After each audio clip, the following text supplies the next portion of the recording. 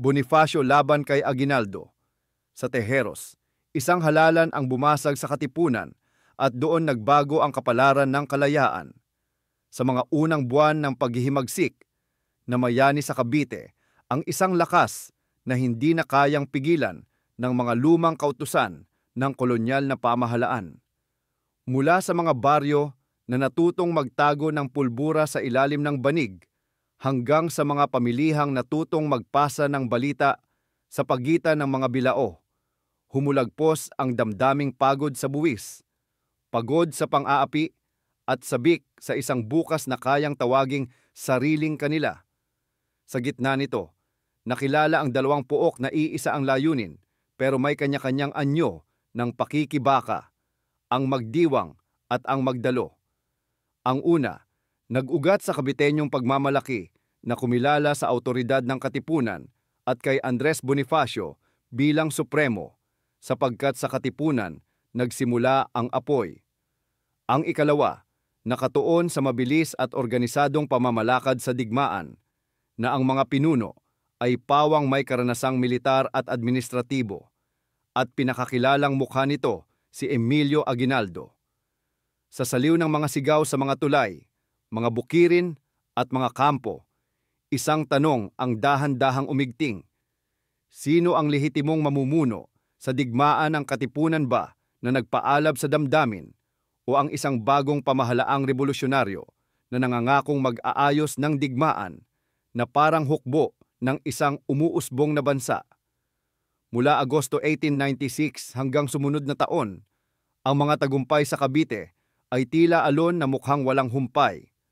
Sa bawat bayan na napapasok at napapalayang muli, lumalawak ang pangangailangang may kumalinga sa mga sugatan, mag-ayos ng supply, at magbantay sa mga tagpuan ng kawal. Ang magdiwang na sumusunod sa palatuntunan ng Katipunan ay nagsabing sapat na ang umiiral na organisasyon. Naroon ang Supremo, naroon ang mga pinunong may panata, at naroon ang lihim na ugnayan na matagal nang nagpalusot sa gilid ng paghihigpit ng mga kolonyal. Ngunit ang magdalo ay naglatag ng pananaw ng isang mas malinaw na pamahalaan na kayang magpirma ng kautusan, magtalaga ng mga opisyal sa giyera, at magtakda ng pananagutan sa bawat paglusob at pag-urong. Doon dumikit ang tensyon. Iisang bayan, magkaiba ang pamamaraan, at sa ilalim ng mga bandilang pulang pumapag-aspas sa hangin ng Cavite, kapwa sumisiklab ang loob at pag-iingat. Hindi maiiwasan, ang tagumpay ay nagbubunga rin ng mga pagkukulang. May mga sandaling kinapos ang bala, may mga hating gabi na kulang ang bantay sa mga kalsadang papasok, at may mga lugar na nagbago ang isip ng ilan sa gitna ng takot at pagod. Sa gitna nito, lumabo ang linya kung sino ang dapat sumunod kanino. Sa ilang pulong, ang mga pangalan ng pinuno ay naging paksa ng pabulong na usapan, at ang tanong ng lehitimong kapangyarihan ay naging parang mahabang anino sa dingding ng bawat kwartel. Kumirot ang pangamba: kung may dalawang utos, kaninong tinig ang susundin? At kung may dalawang landas, alin ang maghahatid sa kalayaan? Ang mga pinuno ng magdiwang at magdalo ay nagharap sa mga pagpupulong na puno ng pag-asa at pag-aalinlangan. Sa bawat talakayan, pinapanday ang mungkahi ng isang pamahalaang revolusyonaryo. Ang paliwanag: ang Katipunan ay lihim at revolusyonaryong kapatiran, ngunit sa lalim ng digmaan, kailangan ang isang bukas, organisado, at kinikilalang gobyerno na kayang kumatawan sa buong bansa, sa labas at sa loob. Hindi iyon pagtalikod ani ng ilan, kundi paglipat mula sa lihim patungo sa hayag, mula sa kapatiran patungo sa pamahalaan. Ngunit sa iba naman, iyon ay parang pag-anino sa alaala ng mga unang sandali ng sigaw at panapanahon ding naging tila paglusob sa karapatang iniatang ng Katipunan. Doon sumibol ang puntong dapat tukuyin: sino ang may mandato? Sa pagigting ng tensyon, itinakda ang pagtitipon sa Tejeros sa Cavite noong ika-22 ng Marso 1897. Sa isang bulwagang nakarinig na ng usok ng kanyon at ugong ng mga yabag. Magtatagpo ang mga kinatawan para magpasya. Manatili ba sa anyo ng katipunan o magtatag ng pamahalaang revolusyonaryo? Ipinangako ng pulong ang isang proseso ng halalan. Pinili ang mga upuan para sa magiging pangulo, pangalawang pangulo, at iba pang posisyon na aako ng bigat ng digmaan, ng mga desisyong tatakbo mula pagtatanggol hanggang diplomasya, mula pangangalap ng supply hanggang paghawak ng mga pook na muling nabawi. Sa kabuuan, ang pangakong dala ng pulong ay linaw, ngunit ang linaw ay mahirap kapag may buhawi ng emosyon at pagod. Pinilit na maging maayos ang proseso at iginuhit ang hangganang dapat sundin. Ang magiging halal ay dapat igalang at ang magiging talunan ay dapat magpakababa. Sa alaala ng ilan sa loob ng bulwagan, may mga pagdududa kung lahat ba ng nandoon ay pantay na kinatawan ng iba ta ibang distrito. May narating, may hindi nakarating. Si Emilio Aguinaldo, na isa sa mga sentrong figura, ay wala sa bulwagan dahil nasa harap ng labanan. Iyan ang larawan na pumapalibot sa halalan. Bigat ng pasya, kagyat ng digmaan, at ang pagkautal ng isang sandaling nais maging mahinahon, pero laging may yabag ng labanan sa malayo. Nang magsimula ang botohan, nagsalitan ang mga pangalan. Sa tuwing may babanggitin, sumisingit ang maikling ingay ng pag-asa at pangamba. Sa huli, si Emilio Aguinaldo ang nahalal na pangulo kahit wala siya sa bulwagan. Ang pangalawang pangulo ay si Mariano Trias, na kilala sa pagiging mahusay sa pag-oorganisa ng mga gawain sa Cavite. Para sa pinakamataas na tungkulin sa hukbo, lumutang ang pangalan ni Artemio Ricarte. Naglakad ang panulat sa papel at kasabay nito, pumasok sa puso ng ilan ang bigat ng tanong. Tatanggapin ba ang resulta o may sisibol na pagtutol? Isa sa mga malalakas na alon ng sandaling iyon ang nagmula sa posisyon ng Director of the Interior. Nang ibalita na si Andres Bonifacio ang nahalal para rito, bumulaga ang pagtutol ni Daniel Tirona. Sa gitna ng bulwagan na kanina lamang umaasang magkakaroon ng pagkakaisa, binanggit ni Tirona na ang tungkuling iyon ay dapat gampanan ng isang may abogasya at nagmungkahing ibang tao ang ilagay. Ang pagtutol ay hindi lamang pasaring sa kakayahan. Para sa mga mata ng ilan, iyan ay paglapastangan sa katauhan ng Supremo ng Katipunan, ang ninuno ng damdaming nagmula sa tondo na nagpaalab sa himagsikan. Bumigat ang hangin. Sa narinig, idineklara ni Bonifacio na walang bisa ang halalan. Ang pinaniniwalaan niyang basihan, ang pagkasira sa dangal at proseso, ang pagtalikod sa napagkasunduang igalang ang resulta. Sumiklab ang tensyon na parang apoy sa tuyong damo, kaunting sulyap, malaking liyab. Hindi natapos ang usapin sa bulwagan. Sumunod ang mga papel at pahayag. Lumitaw ang Acta de Tejeros, isang dokumentong pumupuna sa nangyari. Ang paraan, ang pagtrato, ang kapangyarihan ng mga salita na hindi dapat binitiwan. Sa ilalim ng mga lagda, naroon ang paninindigan. Hindi ito simpleng palitan ng posisyon. Ito ay usapin ng lehitimidad, dangal, at pangako. Para sa mga pumirma, kailangan ang paglilinaw. Para sa iba, kailangan ang pagsulong. Kasunod nito, umusbong ang Naik Military Agreement. Sa dokumentong iyon, pinagtangka ang buuin ang isang hiwalay na komandong militar. Isang palatandaan na ang sugat ay hindi na lamang gasgas. Ipinahayag na ipagpapatuloy ang laban sa Espanya, ngunit may hiwalay na ayos at pamumuno mula sa itinatag na gobyerno sa Tejeros. Sa pananaw ng ilan, iyon ang anyo ng prinsipyo. Kapag sa tingin nila inalihis ang landas, babalik sila sa panata. Sa pananaw naman ng iba, iyon ay banta sa pagkakaisa, iisang kaaway, ngunit dalawang utos. Ang mga baryo at bundok ay nakisama sa dramang ito. May mga kawal na nalito kung saan tutungo. May mga kumander na naghihintay ng malinaw na utos. May mga pamilya na pilit humahanap ng tahimik na gabi sa gitna ng pagbabantay. Sa mga linggo na sumunod, umigting ang paghahabol. Sa indang sa Pook na Limbon, nagkaharap ang mga puwersa. Inaresto si Andres at Procopio Bonifacio. Sa pag-aresto, ang alamat ng paglalaban-laban ng mga Pilipino sa gitna ng pangarap ng kalayaan ay nagkaroon ng mukha, ang sugat ni Andres. Ang pagtatangka ni Procopio na ipagtanggol ang kapatid. Ang pag-iral ng utos na dapat tanawin na higit sa personal ang kabuuang kapakanan. Dinala sila sa Maragondon. Doon, hindi bala kundi tanong ang ipuputok. Ano ang kasalanan? Sino ang may sala? Sapat ba ang saksi? Nasa ayos ba ang pagdinig? Ang paglilitis ay lumakad sa pangambang baka. Ang mga salita ay hindi makayang timbangin ang bigat ng dalawang panig.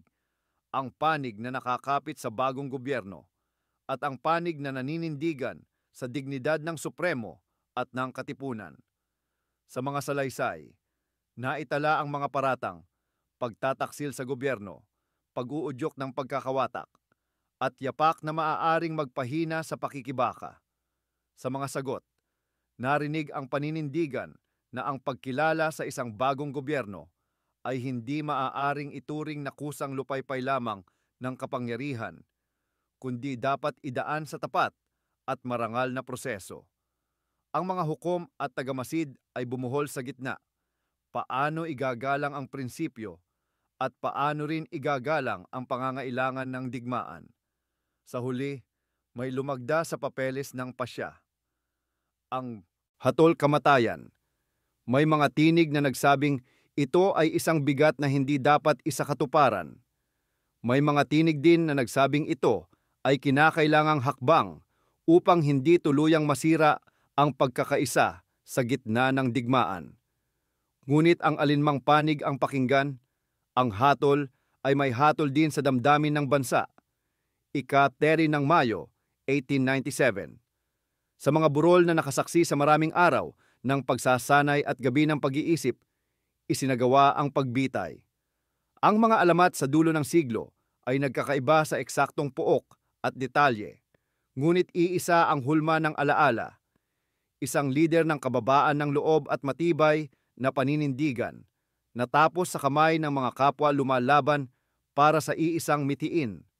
Sa araw na iyon, ang kilusan ay nagbuhat ng pasaning hindi madaling isantabi. Ang mga sumunod na gabi, ang mga anino sa apoy ng kampo ay tila mas mahaba at mas tahimik. Mahirap pakinggan ang bugso ng hangin kapag ang puso ay may pighati.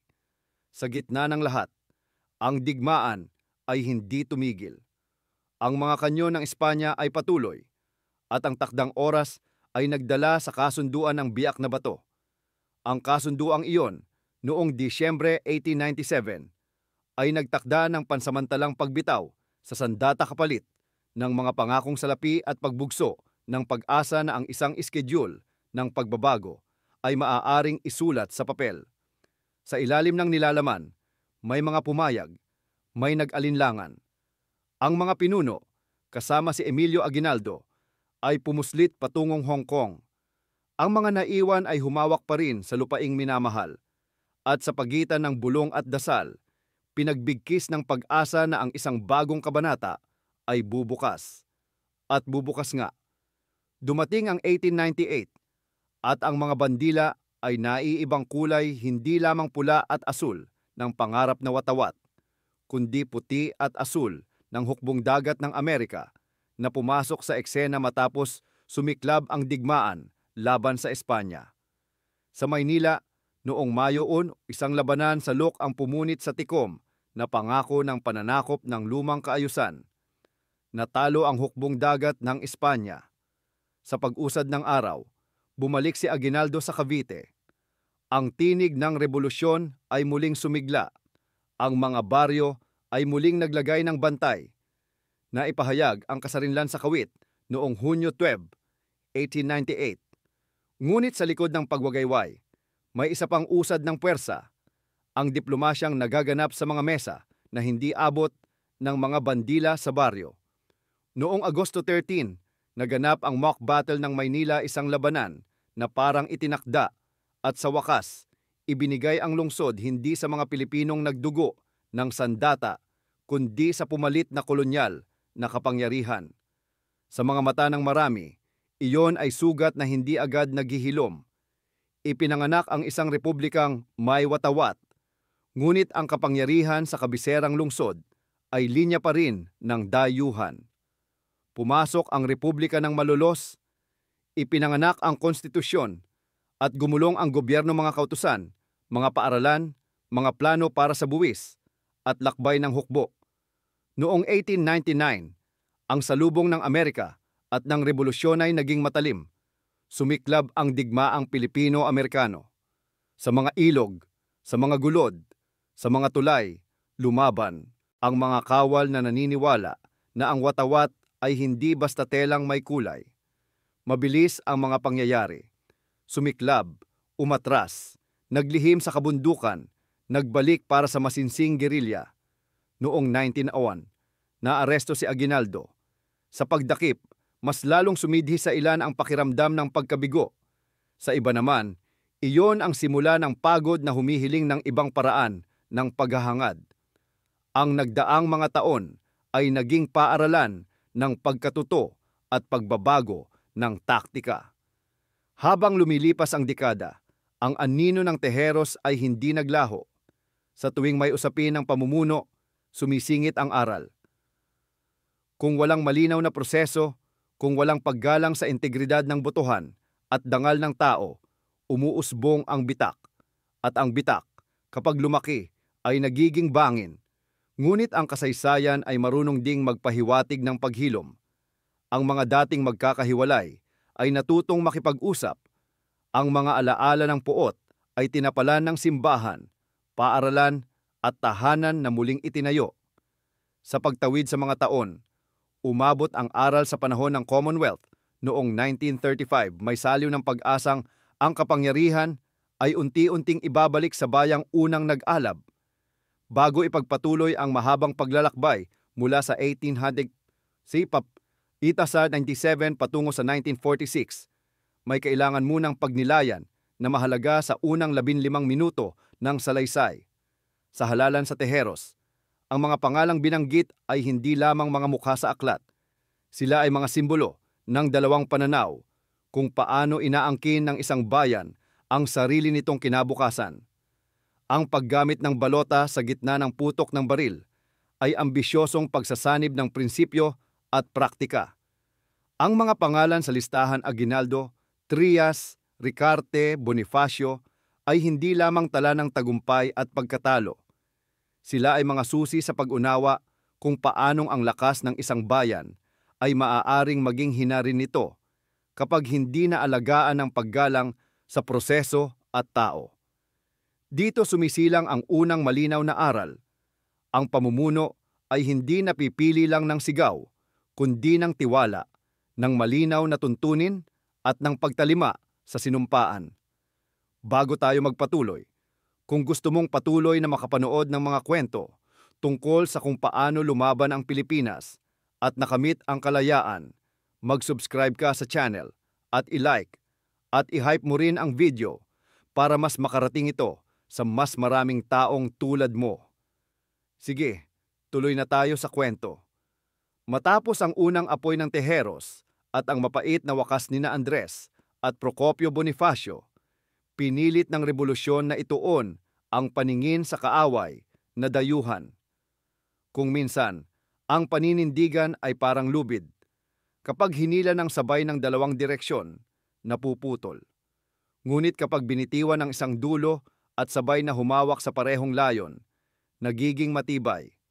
Sa pampang ng Cavite at sa gilid ng mga bukirin ng Timog Luzon, nagpatuloy ang pagsalubong ng liwanag at dilim. May mga lumalaban sa harap, may mga nananahimik sa likod upang magtago ng bigas at yaring baril. Ang kasunduan sa biak na bato ang naglatag ng pahinga, ngunit pansamantala lamang. Ang mga pangako ng kolonyal na kapangyarihan ay may takdang pangako rin. Umaasang sa pag-alis ng mga lider ay hihina ang apoy. Sa Hong Kong, ang pangkat ni Aguinaldo ay hindi nagpabaya. Tila aralin sa pag-asa. Maaari bang itawid ang himagsik sa pamamagitan ng kasunduan at pagbalik sa tamang sandali? Nang sumiklab ang digmaan ng Espanya at Amerika, ang pagkakataon ay dumating. Sa eksenang ito, natutuhan ng bayan na ang kasarinlan ay hindi lamang usapan ng baril at dugo, kundi ng pagpapasya kung kaninong kamay ipauubaya ang hagdanan patungo sa pintuan ng kalayaan. Inilipad ng alon ang pangako, nagbalik si Aguinaldo at muling nagbalikwas ang mga bayan. Naipahayag ang kasarinlan sa kawit, isang sandaling nais iukit sa bato ng panahon. Ngunit nang marating ang lungsod ng Maynila, hindi ang revolusyon ang kinilala, isang aninong itinakda ng kasunduang hindi na isangkot ang hukbo ng mga Pilipino sa paglipat ng kapangyarihan mula Espanya patungo sa Amerika. Muli, lumitaw ang lumang tanong sa bagong anyo, kung paano irerespeto ng dayuhan ang paninindigan ng isang bayang matagal nang naghahanap ng mukha. Sa Malolos, dumaloy ang talino at lakas ng loob sa mga talahanayan ng kombensyon. Ang konstitusyon ay isinilang pinakamasinop na anyo ng pag-asang ang isang malayang bansa ay maaring buksan sa mapa.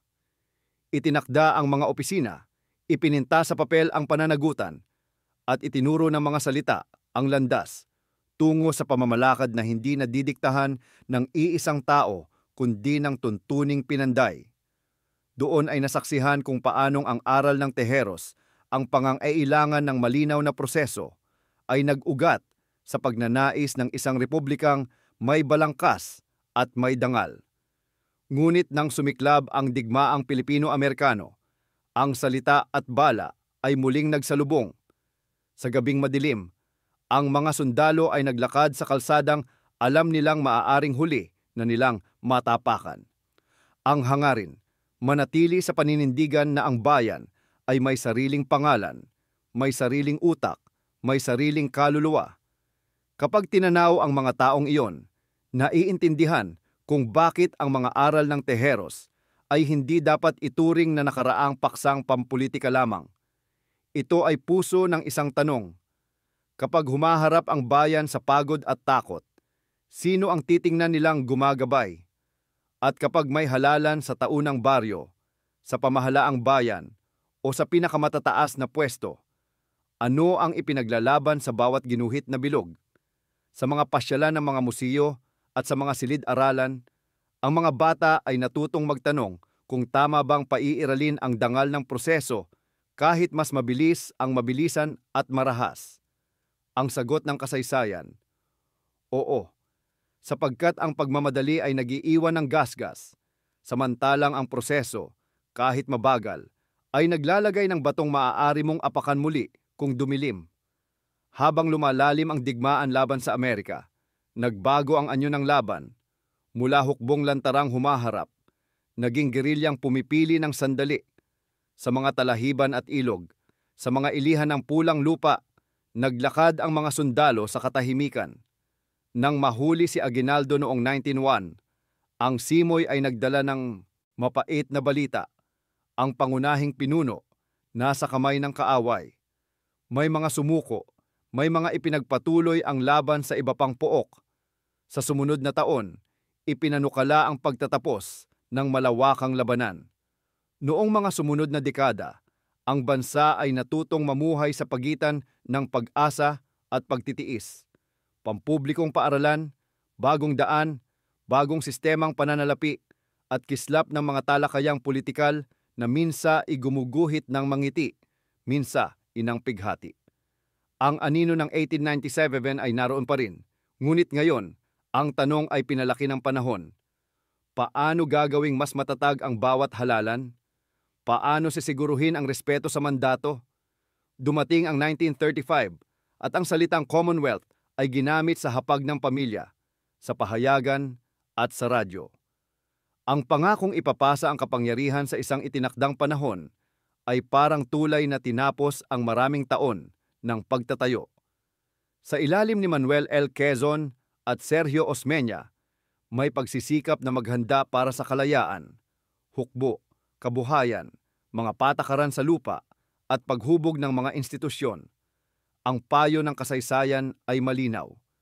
Kung ibig mong maging malaya, dapat handa ang tahanan, may bubong na hindi butas sa unang ulan, may pader na hindi bumabagsak sa unang ihip. Ngunit ang panahon ay nagpasya ng kakaiba. Noong 1941, dumating ang hukbo ng Hapon. Mula Luzon hanggang Visayas at Mindanao, punit ang payapang ritmo ng pamumuhay. Nag-alab muli ang katapangan. Ngayon ay nasa anyo ng magkakahalong hukbo.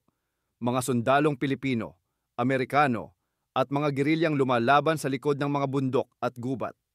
Sa mga taong iyon, tumindig ang mga bayan at nagpasya kung paano umiwas sa gutom, takot, at karahasan. Ang mga gerilya ay nagdala ng lihim na dyaryo, nag-ayos ng relay ng balita, at nag-ingat ng mensaheng nagtuturo ng pag-asa. Sa ilang probinsya, ang mga lumang aral ay muling inalala. Ang halaga ng tiwala, ang pagrespeto sa sinumang hinalal, kahit pailalim, kahit pansamantala para sa kaayusan. Sa pagbabalik ng magkasanib na puwersa noong 1944-1945, bumalik din ang pangako ng kalayaan. Ang mga lungsod ay ilang ulit na hinarap ang dagok. Ang mga kalsada ay naging alaala ng mga lindol ng kanyon. Ngunit nang tuluyang mahawi ang alikabok, natapos ang digmaan sa formal na anyo nito. Noong Hulyo 4, 1946, idiniklara ang kalayaan ng Republika ng Pilipinas sa harap ng mundo. Ang watawat ay hindi na lamang pangako.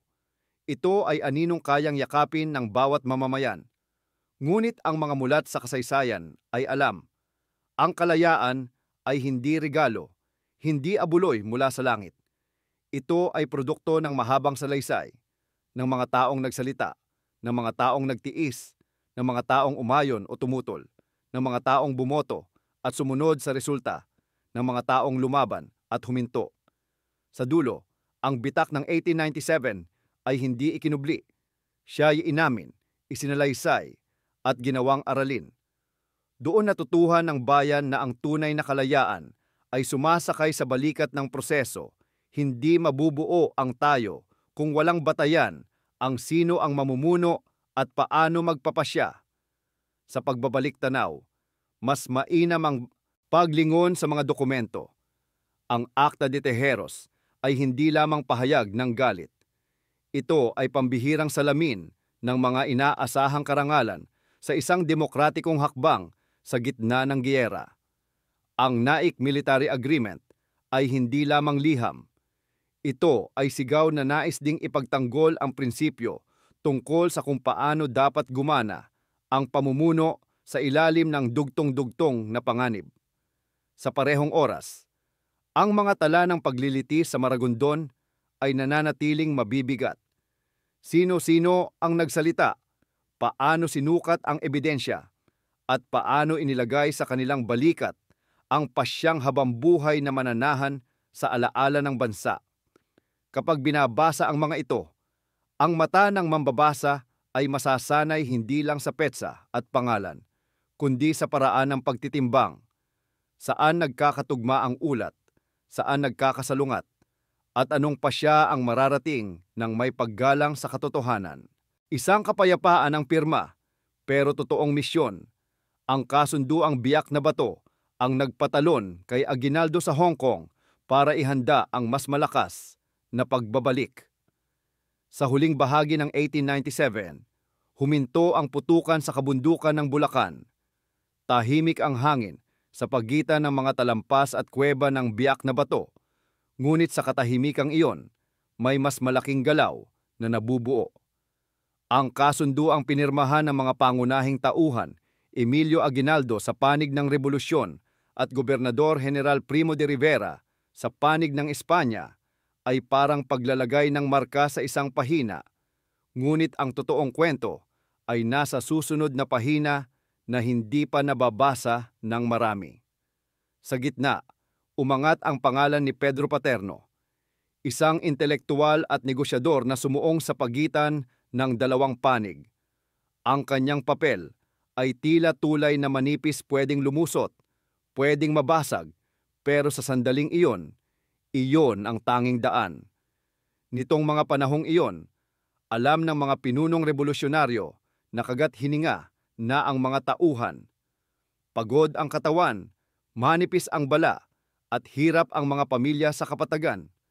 Sa kabila ng tapang ng maralita at magsasaka, hindi sapat ang lakas kung walang pahinga at planong malinaw.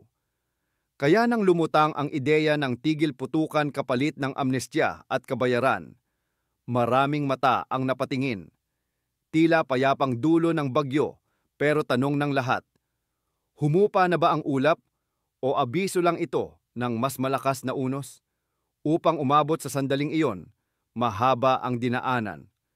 Noong 1896, pumutok ang himagsikan mula sa mga lihim na pulong ng Katipunan hanggang sa marurupok na baril na unang pumutok sa labas ng Maynila. Lumawak ang apoy sa mga bayan.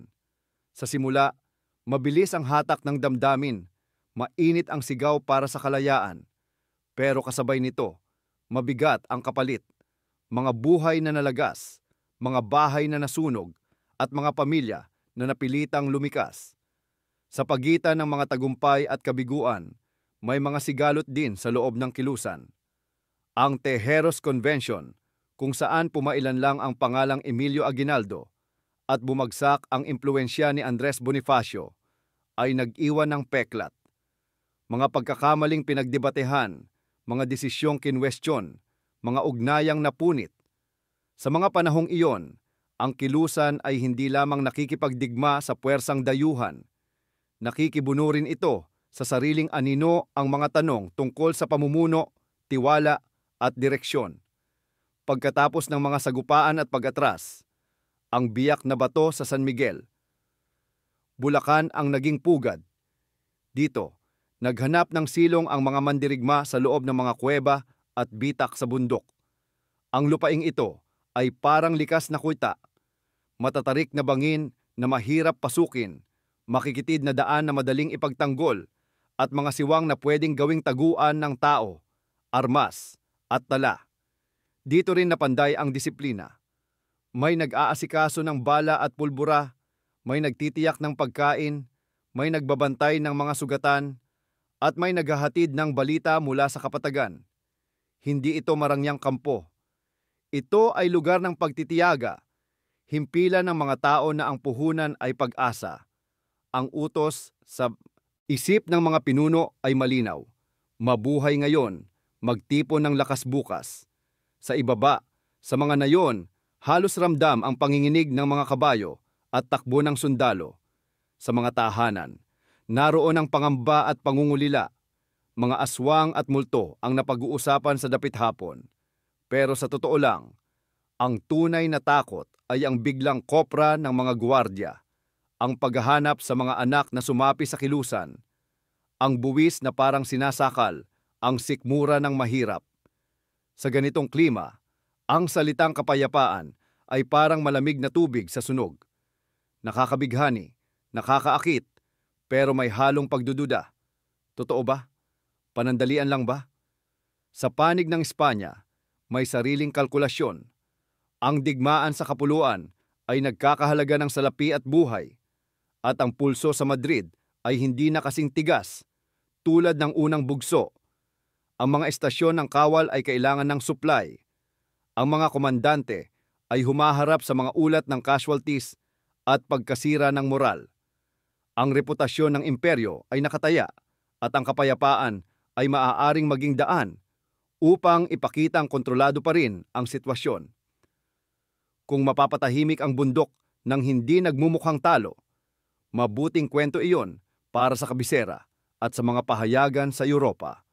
Sa papel, mas madaling ipaliwanag ang kasunduan kaysa maglista ng dagdag na kabaong. Dito pumasok si Pedro Paterno. Kilala sa talino, sanay sa pakikisalamuha sa mataas at may kaya, at may kakayahang kumalabit sa mga pintong karaniwang sarado. Ang ilang revolusyonaryo ay tiningnan siya ng may paghihinala. Madulas ba ang dila dahil sa talino o malambot ang tuhod?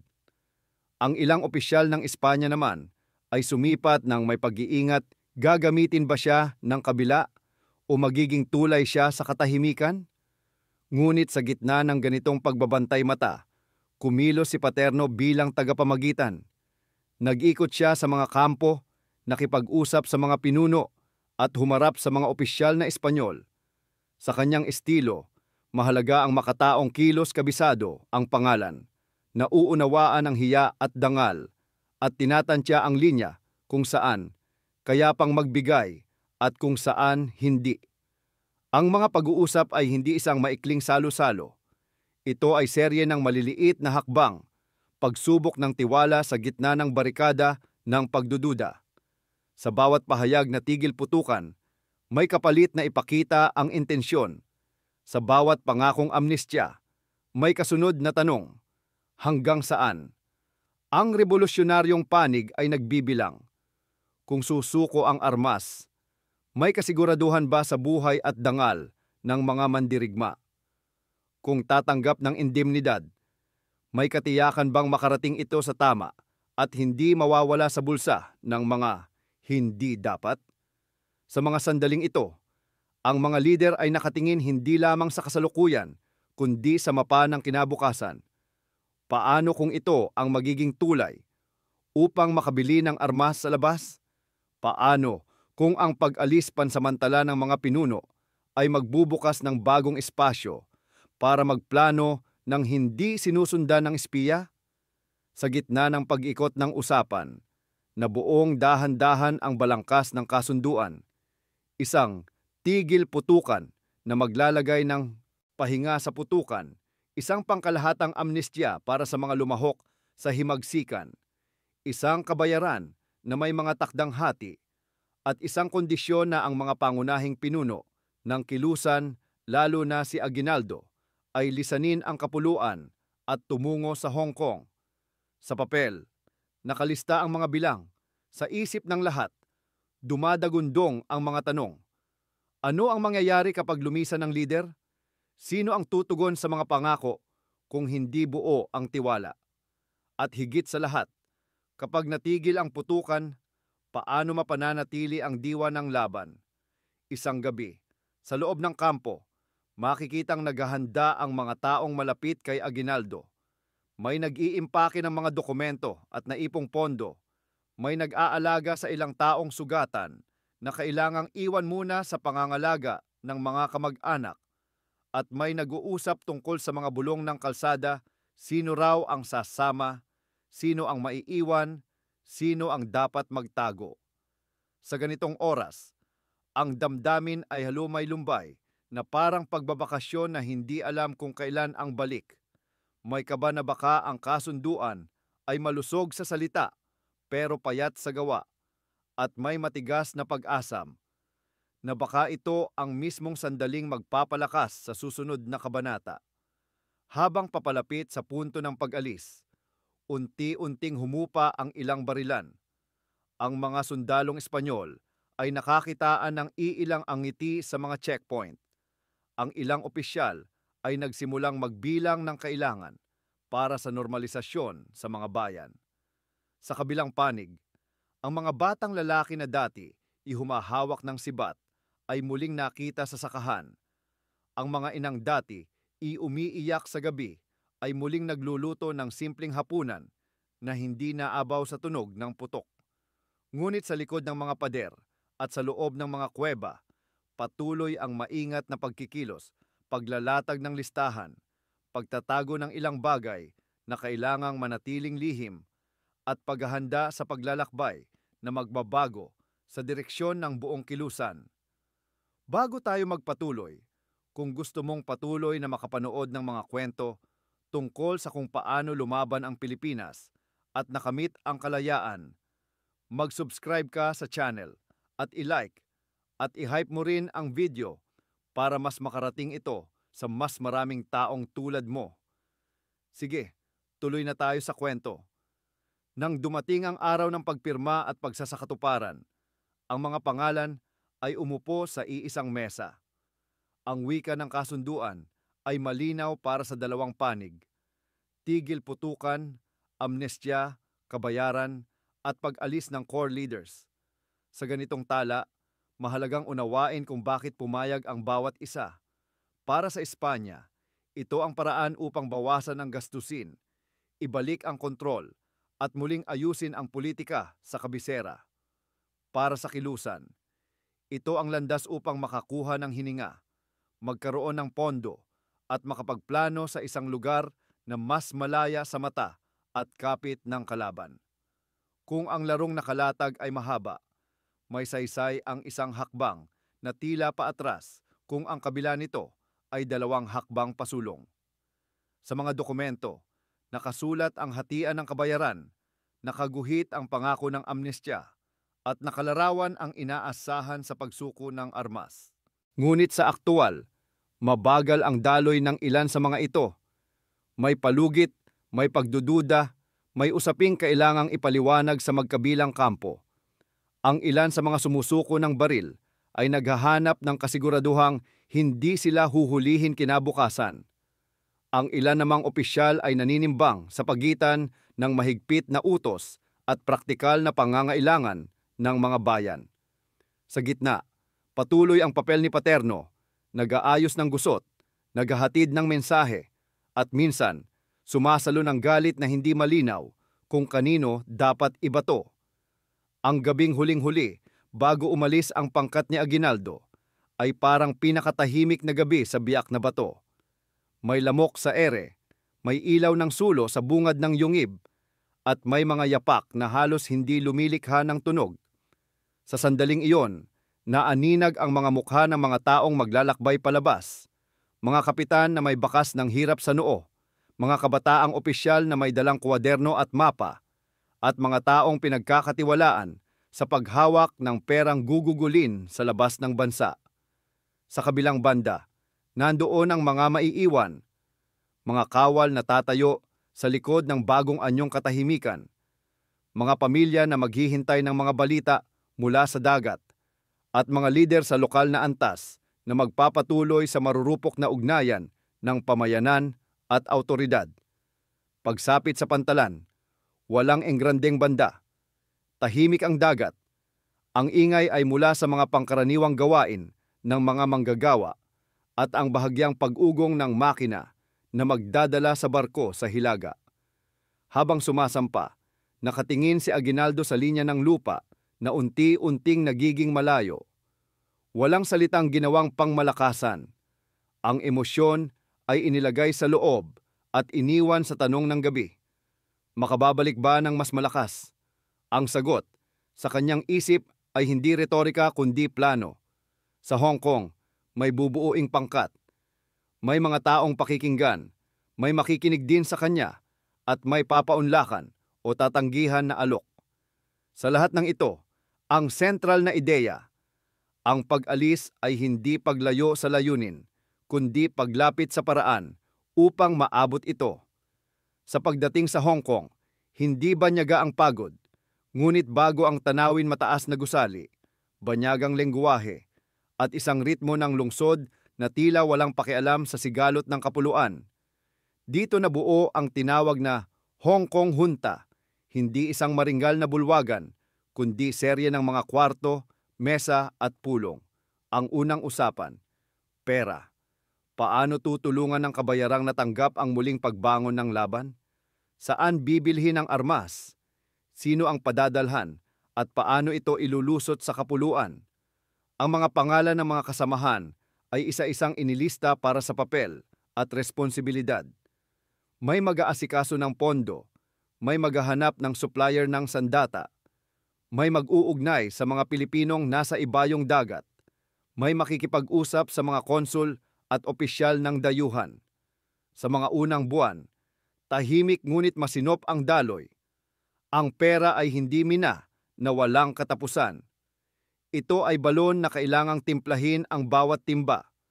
May usaping papaano hahatiin, papaano babantayan, at papaano ipaaabot ang detalye sa mga kasama sa Pilipinas. May mga ulat na pumapasok. Ilang lugar ay sumunod sa tigil putukan. Ilang lider ay sinubukang tingnan kung gaano kalawak ang amnestya. At ilang grupo ay nanatiling armado sa mga bundok, naghihintay sa kung ano ang kasunod. Sa ganitong sabayang kilos, halatang ang kasunduan ay hindi katapusan, kundi paglukso papunta sa bagong yugto. Ang Hong Kong ay parang laboratorio. Dito sinusubukan ang kombinasyon ng diplomasya, pondohan, at lihim na operasyon. Kasabay nito, doon din lumitaw ang hamon ng pagkakaisa.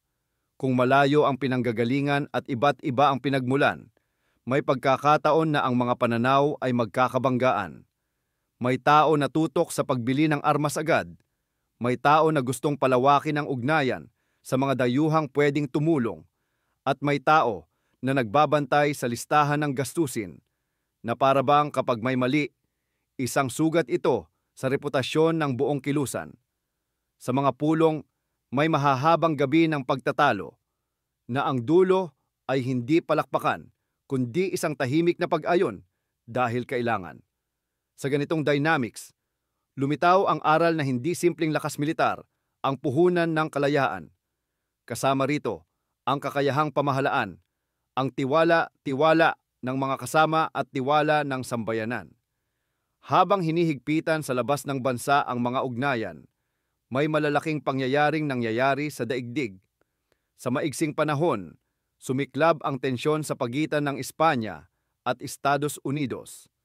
Ang ingay mula sa mga pahayagan sa Amerika, ang mga insidente sa Cuba at iba pa, ay tumulak sa alitan na makaaapekto sa Pilipinas. Nang sumabog ang digmaang Espanyol-Amerikano, isang pinto ang biglang bumukas. Sa darating na Mayo 1, 1898, sa Luk ng Maynila, nangyari ang sagupaan sa dagat na nagbago sa takbo ng rehiyon.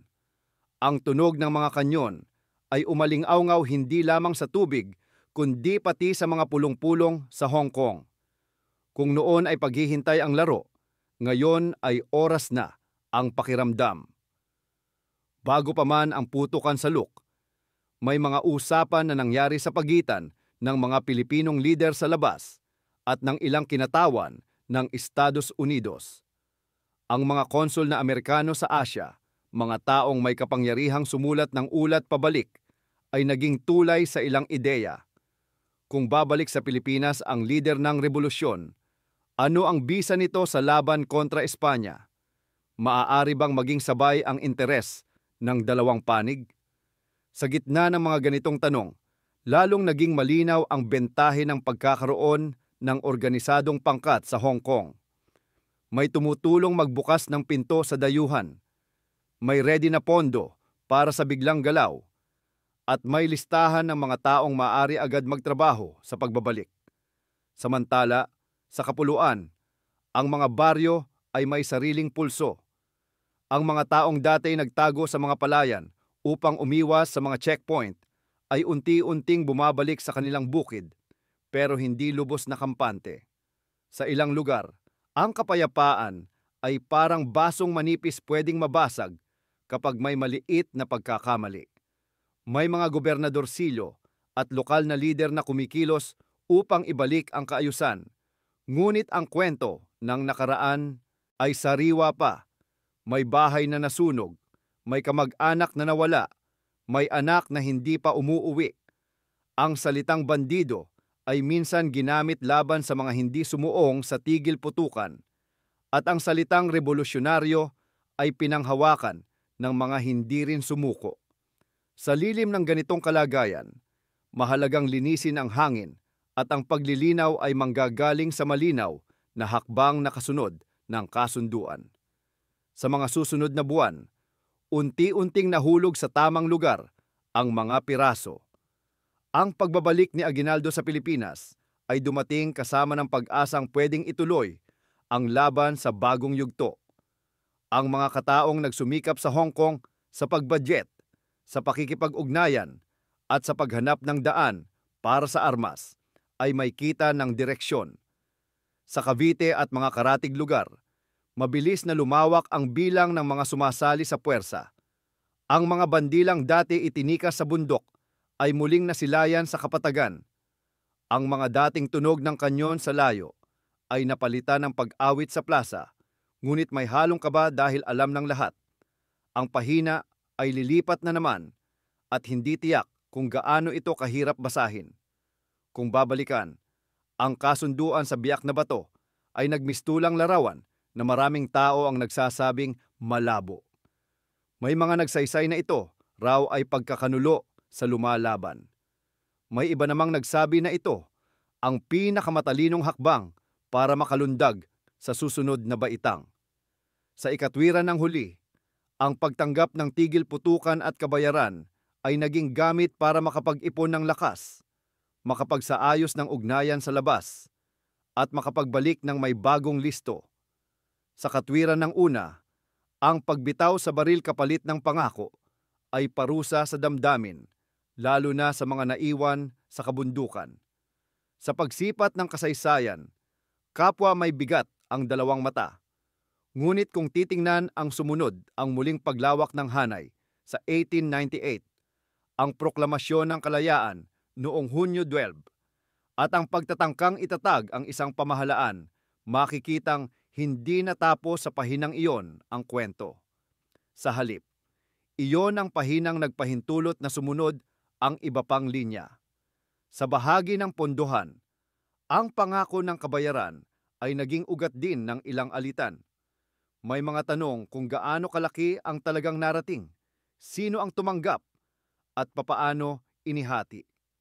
Sa labas ng bansa, ang pagkalkula kung paano gagamitin ang pondo, bibilhin ba agad ang baril, uunahin ba ang komunikasyon, o itatabi ba ang bahagi para sa ugnayang diplomatiko, ay nagbukas ng palitan ng ideya at mainit na diskurso.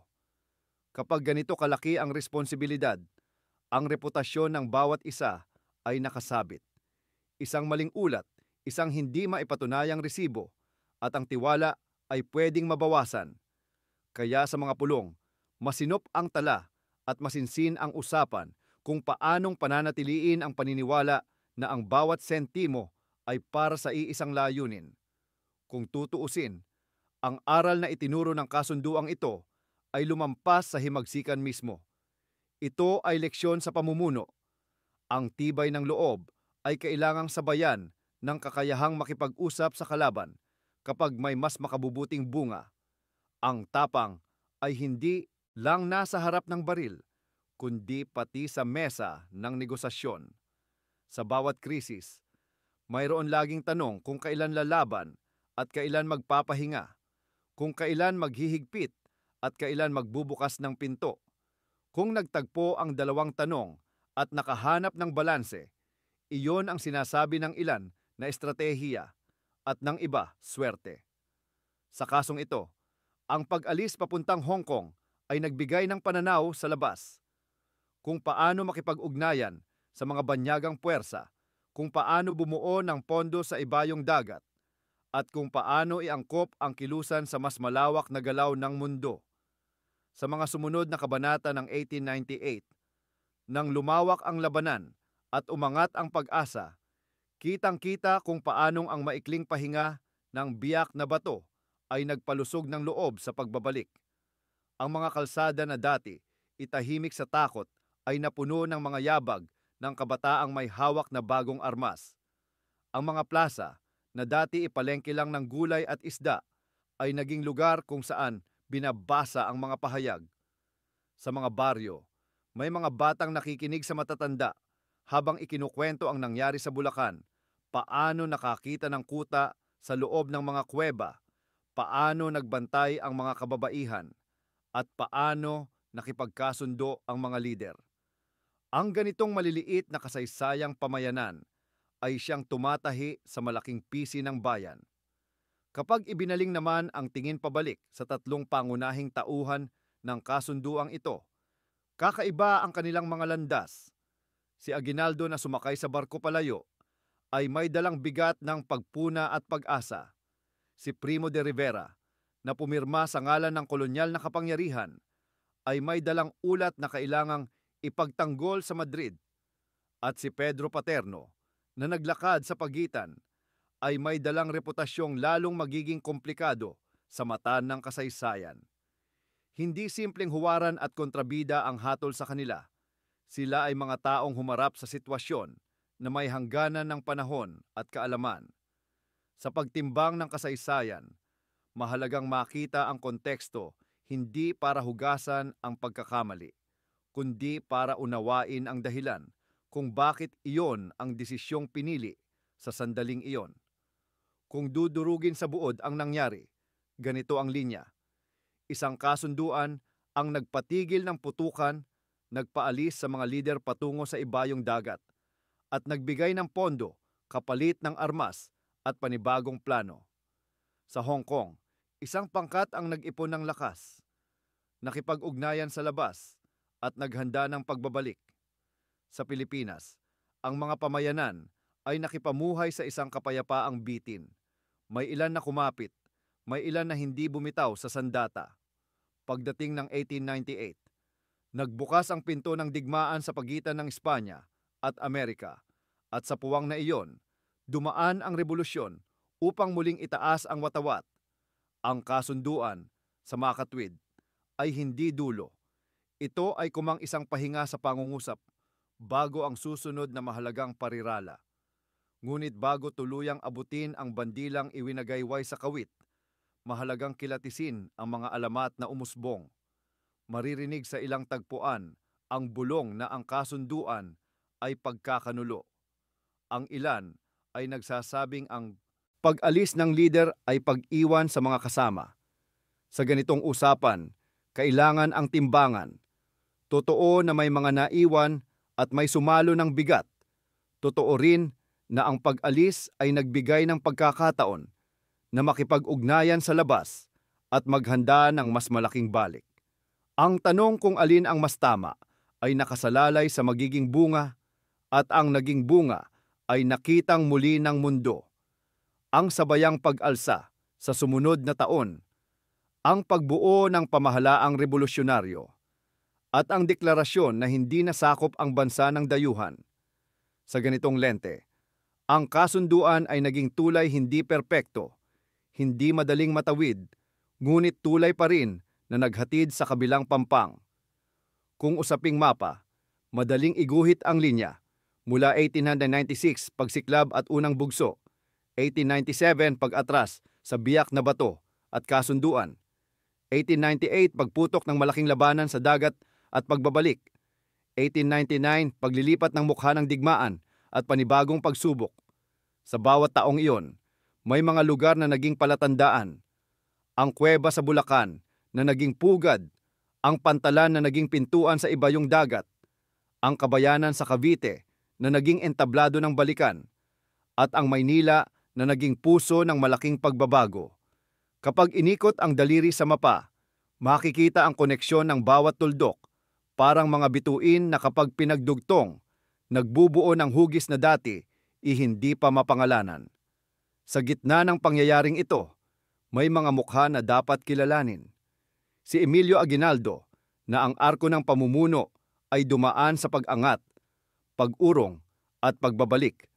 Ang kanyang pangalan ay dala ang pighati ng mga kalaban sa loob ng kilusan at dala rin ang pag-asam ng mga sumunod sa kanya. Si Pedro Paterno, na walang tigil ang debate tungkol sa tunay na kahulugan ng kanyang papel bayani ba dahil sa pag-iwas sa dagdag na dugo o kritiko ng sarili dahil sa kompromiso. At si Primo de Rivera, na sa mata ng kolonya ay sundalo at opisyal, at sa mata ng kasaysayan ay taong humawak ng pisi ng kapangyarihan na unti-unting nalalaglag sa pagitan ng kanyang mga daliri. Ang kanilang mga kwento ay hindi tira-tira sa aklat. Ito ay mga buhay na aral sa pamumuno at pagtanaw sa dulo ng kalsada. Sa pagpapatuloy ng kwento, hindi rin maiiwasan ang pagtingin sa mga papel at larawan ang mga dokumento ng kasunduan, ang mga liham na naglalakad sa pagitan ng mga lungsod sa Asya, ang mga tala ng pondong pumasok at lumabas, at ang iilang litratong kumapit sa oras upang ipakitang totoo ang mga mukha sa likod ng mga pangalang madalas lang naririnig. Sa ganitong uri ng ebidensya, tumitibay ang salaysay at nalalantad ang butil ng katotohanan sa gitna ng alikabok ng alamat. Hindi ito para lamang sa akademiya. Ito ay para sa karaniwang tao na gustong maunawaan kung bakit ganito ang naging landas ng kanyang bansa. Kapag ang usapan ay nalipat sa tunay na pamayanan, maririnig ang tono ng mga matatanda. Noong panahon ng biyak na bato at magsisimula ang kwento, lalabas ang detalye ng pagtakbo sa liwanag ng buwan, ng pagtago sa ilalim ng banig kapag may dumarating na tanod, at ng pagtali ng panyo sa braso bilang tanda ng magkakampi. Sa mga batang nakikinig, ang iglap ay nagiging larawan sa isip. Sa kabataan, ang salitang kasunduan ay hindi na lang parang bahagi ng aralin, kundi piraso ng buhay ng mga ninuno. Sa mga magulang, ang pahinga ng putukan ay naiintindihan bilang sandaling hininga bago sumuong muli sa alon. At sa mga apo, ang Hong Kong ay hindi na misteryosong pangalan sa mapa. Ito ay lugar kung saan muling binuo ang lakas.